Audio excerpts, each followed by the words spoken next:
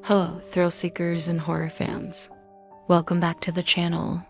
Today, we're diving deep into the shadows to answer some of the most debated questions in horror history.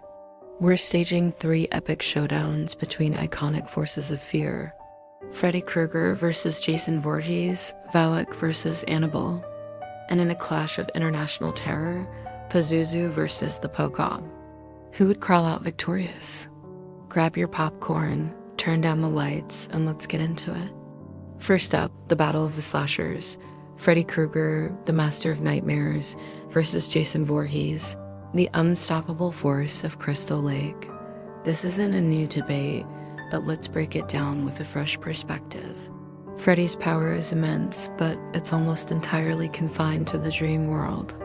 He can twist reality, exploit your deepest fears, and is virtually a god within that realm.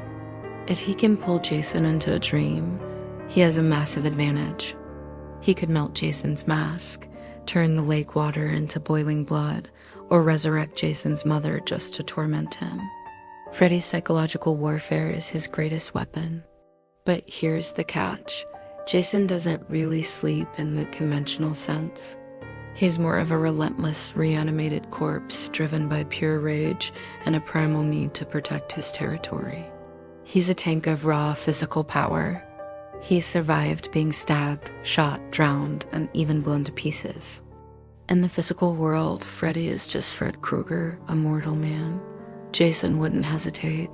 One swing of his machete and it's game over for Freddy. So the entire fight hinges on one question: can Freddy pull an undead entity like Jason into the dream world? The movie Freddy vs. Jason suggested he could, but it was a struggle. Jason was able to resist and even wound Freddy in the dream world, which is a rare feat. So who wins? While Freddy is cunning, Jason's sheer indestructibility and single-minded aggression give him the edge. Freddy needs fear to fuel him, but Jason doesn't feel fear. He is fear. He just keeps coming. Even if Freddy gets some good hits in the dream world, Jason will eventually wake up or be pulled out, and the fight will move to the physical plane. And in a physical fight, my money is on the man in the hockey mask. Jason is a force of nature. He doesn't need a strategy. He just needs to connect once. It's a brutal, drawn-out war, but in the end, Jason Voorhees would likely be the last one standing, silent and victorious. Now, let's switch gears from slashers to the supernatural. Our next matchup is a terrifying one: Valak, the demon nun from the Conjuring universe, versus Annabelle, the infamous possessed doll. This is a battle of demonic entities, not physical brawlers. It's about influence, power, and spiritual corruption. Valak is a high-ranking demon, an ancient evil that takes the form of a nun to mock faith. Its goal is to possess a human host and spread chaos. Valak has shown incredible power: telekinesis, creating terrifying apparitions, and physically manifesting to attack its victims. It's a powerhouse of fear, directly confronting and tormenting its targets. On the other side, we have Annabelle. Now, it's important to remember that the doll itself isn't the one with the power. The doll is a conduit, a beacon for a demonic entity that's trying to attach itself to a human soul. Annabelle's power is more subtle and insidious.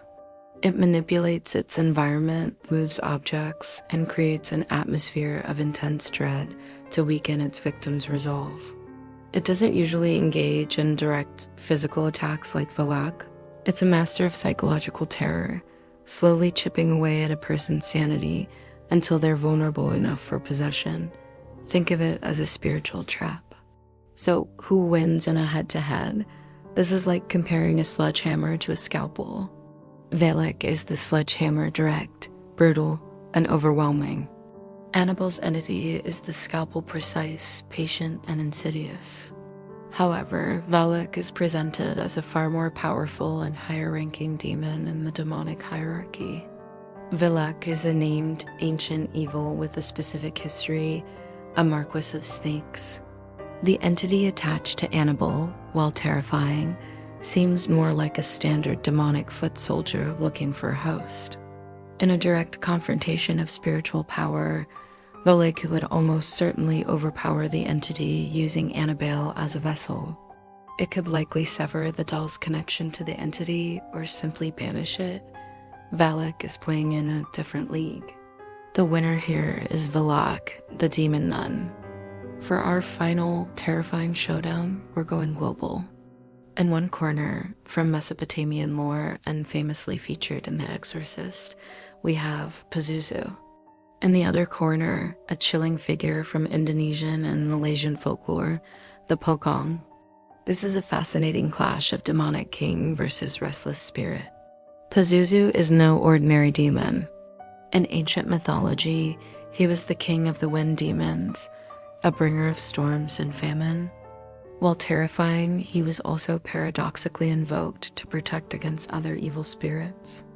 In The Exorcist, Pazuzu is the entity possessing Regan McNeil, an ancient, intelligent, and incredibly powerful demon with a penchant for psychological torture, blasphemy, and defying holy rites.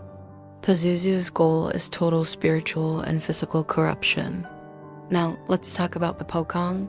A pocong is a specific type of ghost. In folklore, it's the soul of a dead person trapped in its burial shroud. The knots on the shroud are supposed to be untied after a certain period to release the soul. If they aren't, the soul is trapped and hops around, seeking someone to untie them. While their appearance is terrifying, a shrouded figure with a pale face, their nature is different from Pazuzu's. A pocong is primarily a restless, trapped soul. It's not inherently a high-level demonic entity bent on cosmic evil. Its scariness comes from its unsettling appearance, its silent hopping, and the tragedy of its existence. Its interactions are often limited to startling people or seeking help. So, in a confrontation, who comes out on top? This is a complete mismatch in terms of power level and intent. Pazuzu is an ancient, malevolent king of demons. The pocong is a trapped, desperate ghost. It's like pitting a shark against a goldfish. Pazuzu would likely view the pocong as insignificant, a minor nuisance at best. He wouldn't see it as a threat. Pazuzu could easily banish, destroy, or even enslave a spirit like a pocong. The pocong's primary attack is psychological fear through its appearance. But Pazuzu feeds on fear and is a master of it himself. There's simply no contest here. The ancient, malevolent power of Pazuzu would utterly dominate the trapped soul of the pocong. The winner, without a shadow of a doubt, is Pazuzu. Jason's relentless physical power, Valak's high-tier demonic authority, and Pazuzu's ancient evil win the day. But what do you think? Did I get it right? Do you have a different take on who would win these terrifying puzzles? Let me know your thoughts and your own dream matchups in the comments below. I love reading your theories.